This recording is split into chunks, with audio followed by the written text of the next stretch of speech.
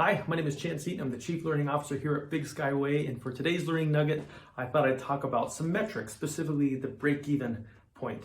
And so, as business owners, leaders, we have to keep track of a lot of data, a lot of numbers, a lot of metrics that associate with the income statement and balance sheet. But one really common, useful metric is your break-even point. So anytime we can isolate a product or a profit center, I can do some pretty simple math to identify how much volume, how much production do I have to accomplish in order to meet my break-even point, because after that point, I make profit. So the formula goes something like this.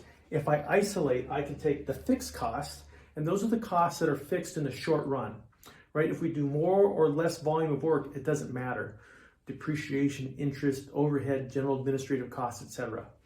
And I'm going to divide that number by the contribution margin per unit, which means my sales price per unit minus the variable cost per unit. And the variable costs are those costs that do change and adjust with more volume, more production. Okay, so I can divide that, divided by that, and it's going to show me the quantity, how much volume of something do I have to do. Here's a quick example. We were looking at a simple little partnership, and I isolated that decision.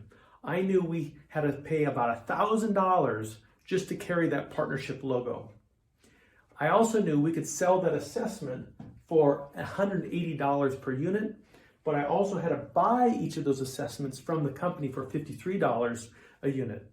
That means I was making $127 every time I sold that. Well, how many times do I have to sell and get that contribution margin of $127 to offset that $1,000? Okay, and it works out to be about 8. Right? Very simple. I have to sell about 8 of these to cover that cost. So that's me isolating the data to make a decision. Here's another example. One of our profit centers is the Leadership Bootcamp. It's a product and a part of the business that stands on its own 2 feet. I can solve to see how many butts need to be in the seats.